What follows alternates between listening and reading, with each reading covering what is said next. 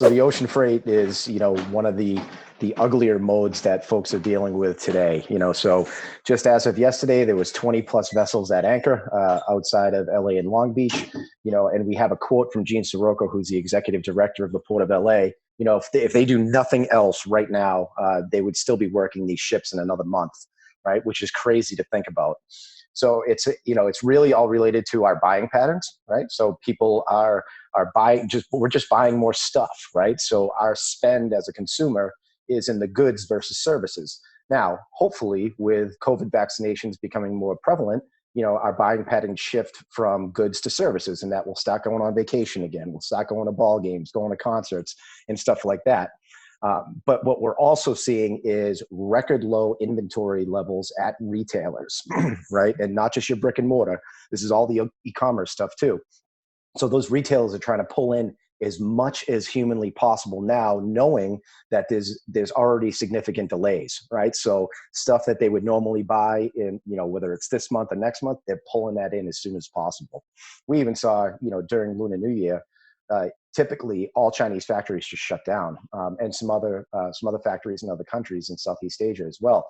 We didn't see that. So some of them definitely closed, but there was some that stayed open just because they have so many new orders. They couldn't afford to not have anything working for a full week. It's crazy. That's just chaos. I mean, especially because the retail and the e-commerce boom isn't a surprise, right? Last year, this time, kind of a little bit before, but yeah, surprise, right? Didn't expect everyone to be stuck inside, go to goods, avoid services. I guess the question is why, like, why weren't ports ready for this? Why weren't they kind of prepared for this? I mean, it's kind of probably the $1 million question of all this stuff. But I guess how Yeah. do you report this? Like, especially because that's what you're probably going to hear back as if you go to your team, you go to your finance team. They're like, what do you mean these ports don't understand this? And I mean, we'll show the video of what the ports actually look like right now. It, Oh it is yeah. insane the sheer amount of cargo ships just out in anger. Right.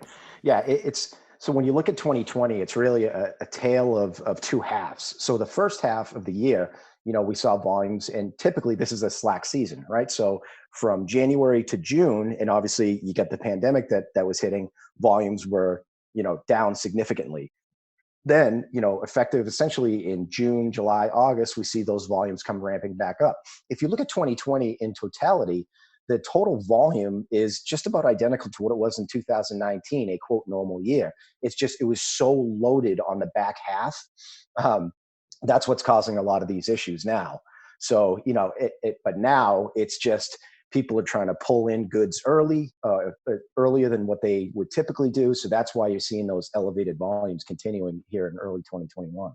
But basically, all of us staying home, like all of us in America staying home for Christmas, it means we had more money to spend on goods, which meant all the inventory went down for everyone, and it just Yep. affected it. Oh, okay. Yeah, it's one of those things. I mean, like we've talked West Coast and how crazy those ports are. How is the East Coast faring a little bit better, or is it all? It just keeps trickling down. Like there's nowhere Yeah. but bad. Yeah, that's kind of a relative term as well. So, Savannah specifically has some very, very significant congestion related issues. So they have vessels out at anchor as well. Reports coming back from New York, New Jersey is that there's congestion, but in terms of vessel delays, it's like 1 to 2 days. But then once you get into these terminals, that's where we're seeing a lot of those delays as well. So just you've got limited staffing, you've got regulations on how many workers can be in X amount of square feet. So there's just productivity is down as well. So what your typical throughput is just taking a beating right now. Now, is there any relief coming? Is there any kind of legislation? Are they getting these workers vaccinated so that they can kind of ease up a little bit? Is any of that stuff coming in down the pipe right now? Yeah, so it looks like California has put the ILWU.